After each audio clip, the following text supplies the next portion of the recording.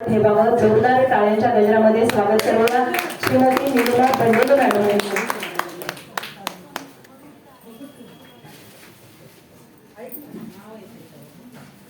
आज या कार्यक्रमाचे संयोजक ज्यांनी अत्यंत उत्तम पद्धतीनं हे पहिलं साहित्य संमेलनाचं नियोजन केलं. जेव्हा मी ती नियोजनाची पत्रिका पाहिली आणि त्याच्यामध्ये ज्या ज्या लोकांना सामावून घेतलेलं आहे आणि ज्या पद्धतीनं या कार्यक्रमाचं नियोजन केलं, तर सर्वप्रथम मी संयोजकांचं खूप अभिनंदन करते. कारण मला माहिती की अशा पद्धतीचे कार्यक्रम करणं ही किती अवघड गोष्ट आहे. आज जरी कमी संख्येने इथे आपल्याला समोर लोक दिसत असले तरी हे पहिलं साहित्य संमेलन हे लक्षात घेऊया आणि इथून पुढच्या काळामध्ये खूप मोठ्या संख्येनं स्त्रिया या कार्यक्रमामध्ये सहभागी होतील याची खात्री मला आहे.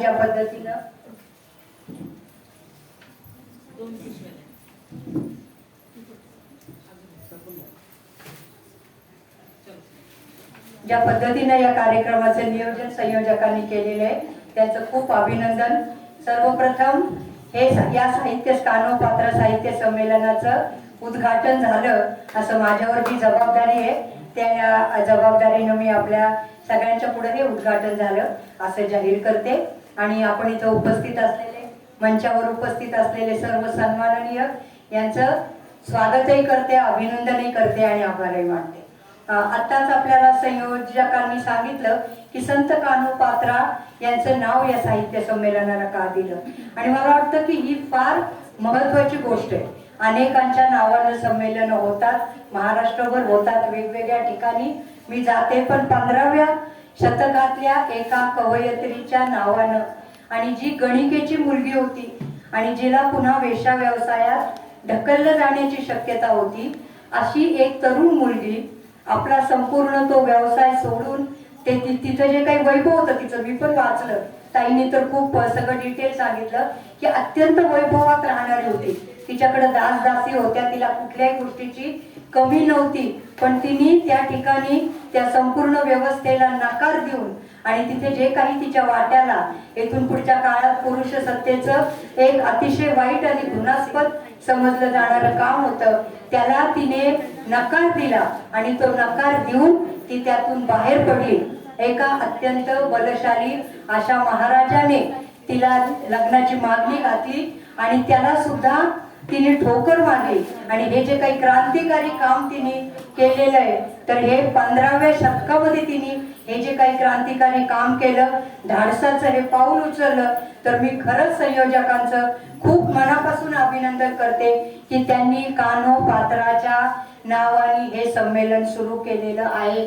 कारण 15व्या शतकात एखादी स्त्री जेव्हा बंड करते, एखादी स्त्री एकूण समाजाच्या विरोधात उभी राहते, ज्या व्यवसायाला आजही अतिशय खालच्या पद्धतीनं पाहिलं जातं, त्या व्यवसायाला झुगारून ती विठ्ठलाच्या चरणापाशी जाते आणि त्या सर्व गोष्टींचा त्याग करून त्या महाराजाच्या घरी जाण्याला नकार देऊन असं म्हटलेलं आहे की तिने विठ्ठलाच्या पायथ्याशीच जीव सोडला. आणि अशी जी काही तिची एक प्रचंड मानसिक शक्ती असेल असं म्हणूया आपण. आता या अशा पद्धतीच्या 15व्या शतकातल्या ज्या काही लिहिल्या जातात गोष्टी त्याच्यामध्ये आख्यायिकाही खूप असतात, आपल्याला नक्की माहित नाही, पण विठ्ठलाच्या चरणी तिने तिचा देह ठेवला आणि त्यानंतर पहिली ही अशी संत आहे की जिची मंदिरामध्येच जिचं स्मारक आहे आणि त्याच्यामुळं अशी ही अत्यंत प्रभावी अशी संत आहे आणि तिच्या नावाने जे हे संमेलन होत आहे त्या संमेलनाबद्दल मी पुन्हा एक बार आपल्या सगळ्यांचं अभिनंदन करते, आभार मानते. आपल्या महाराष्ट्राला संत साहित्याची खूप मोठी परंपरा आहे. महदंबा ही 13व्या शतकातली पहिली संत साहित्यिके, जनाबाई, मुक्ताबाई, 17व्या शतकातल्या बहिणाबाई, वेणाबाई, पहिली दलित कवयत्री सोयराबाई आणि या सगळ्यांनीच वैदिक परंपरेच्या विरोधात आणि एकूण पुरुष सत्तेच्या विरोधात आवाज उठवला आणि त्यांनी जे काही विठ्ठल भक्ती केली असेल, एकेश्वर वाद स्वीकारून एकच देव आहे आणि त्या पद्धतीनं त्यांनी लिखाण केलं, त्या लिहित्या झाल्या, त्यांनी आपल्या स्वतः त्यांच्यामध्ये जे पोटेन्शियल होतं त्याला स्वतंत्रपणाने इथली समाज व्यवस्था, इथले मापदंड ओलांडून, इथल्या रूढी परंपरांना मागे टाकून त्यांनी जे काही धैर्य दाखवलं त्या संत परंपरेचा अभिमान आहे आम्हाला. आणि मला वाटतं की आपण जेव्हा फुले शाहू आंबेडकरांचा हा महाराष्ट्र आहे हे नाव घेतो त्यावेळेस एक लक्षात येतं आपलं की फुले शाहू आंबेडकरांची जी परंपरा आज मानतो त्याच्या मागे या संत परंपरा आणि त्यातल्या त्यात विशेष करून संत परंपरेतल्या ज्या स्त्रिया होत्या त्यांनी जे विद्रोहाचं काम केलंय त्याची एक फार मोठी पार्श्वभूमी आहे. आणि आज हे महिला साहित्य संमेलन आहे त्यामुळे महिलांचं जे काही कॉन्ट्रीब्युशन आहे एकूण या अतिशय अन्यायकारक समाज व्यवस्थेच्या विरोधातलं पुरुष सत्तेच्या विरोधात त्यांनी जो आवाज उठवलाय त्याला नक्की फुले शाहू आंबेडकरांचं नाव घेताना या महिलांनी जे काम केलं त्याची आठवण या निमित्तानं आपल्याला होतीये. आणि मला वाटतं की आपल्या स्त्रियांच्या दृष्टीनं ही खूप महत्वाची गोष्ट आहे. नुकतीच मी कोल्हापूरला 8व्या मुक्ता साळवे साहित्य संमेलनाची अध्यक्ष म्हणून गेलेली होती. आणि मुक्ता साळवे हिने वयाच्या 14व्या वर्षी महार मांगाचं दुःख नावाचा निबंध लिहिला.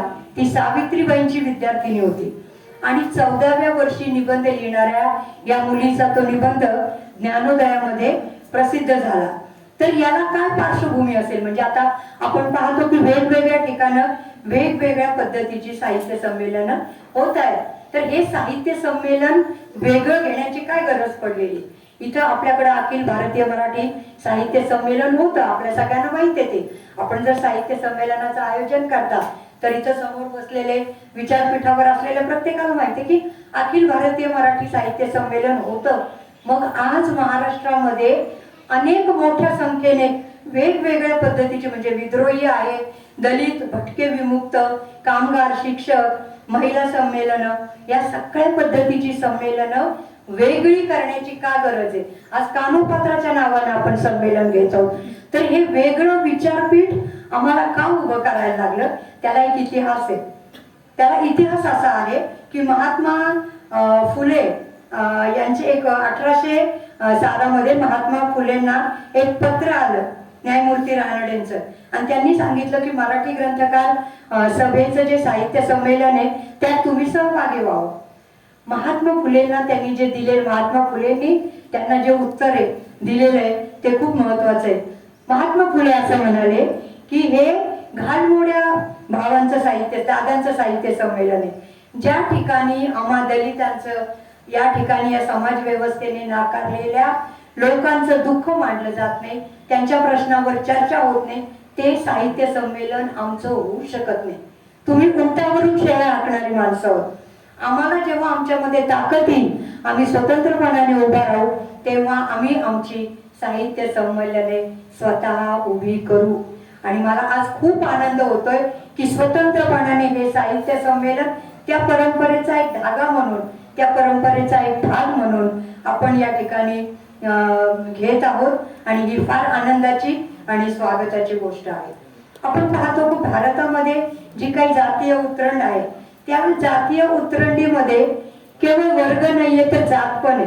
म्हणजे केवळ साध्या भाषेत फक्त गरीब श्रीमंत असा भेद इथे नाहीये तर इथं जातीय संरचना देखील आहे ज्याच्यामध्ये ब्राह्मण, क्षत्रिय, वैश्य, शूद्र आणि त्याच्यानंतर आपले ट्रान्सजेंडर म्हणजे महिलांच्या खाली पण जिथं ट्रान्सजेंडर आहेत अशा ठिकाणी ही जी काही विभागणी आहे त्या विभागणीमुळं पुरुष सत्तेचं एक वर्चस्व इथल्या समाजावर आहे. आणि हे वर्चस्व झुगारून देण्यासाठी आणि आपल्या अभिव्यक्तीला एक नवं विचारपीठ मिळावं स्त्रियांना जे बोलायचंय ते बोलण्यासाठी त्यांचं हक्काचं विचारपीठ असावं यासाठी अनेक महिला साहित्य संमेलन आपल्या महाराष्ट्रात होतात. 1975 साली जेव्हा युनेने पहिलं 8 मार्च आंतरराष्ट्रीय महिला दिन डिक्लेअर केला त्यावेळेस त्या कार्यक्रमाला सुद्धा पुण्याला मी हजर होते कारण मी चळवळीतून आलेली मुलगी होते म्हणजे आता म्हातारी झालेली पण त्यावेळी तरुण मुलगी होते.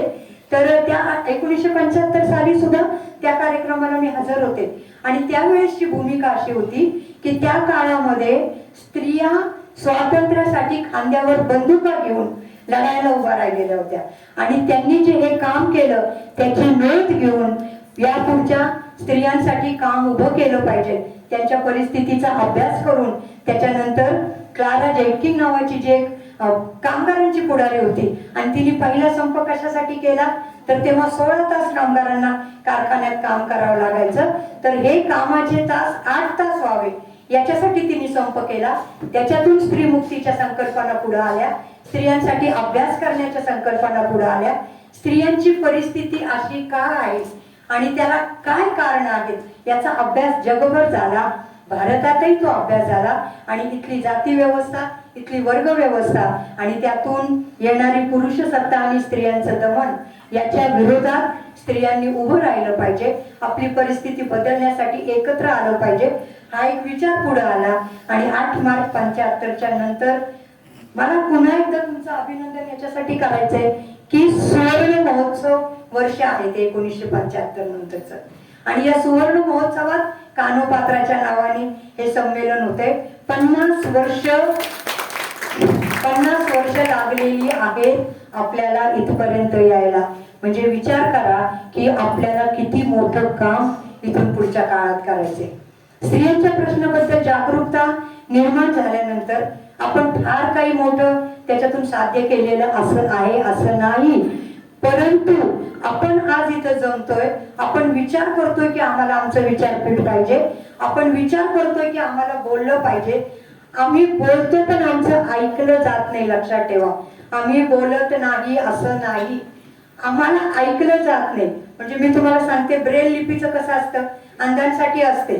अंधां जनरल जे आपण डोळस माणसं आहोत तेच अंधांसाठी ब्रेल लिपीत असतं, पण अंधांना फक्त ब्रेल लिपी वाचता येते, आपल्याला ब्रेल लिपी नाही वाचता येत. आपण नॉर्मल वाचतो जे काही कागदावर लिहितो. असंच आहे स्त्रियांच्या बद्दलचं. स्त्रिया बोलतात परंतु त्यांचं बोलणं ऐकून घेतलं जात नाही.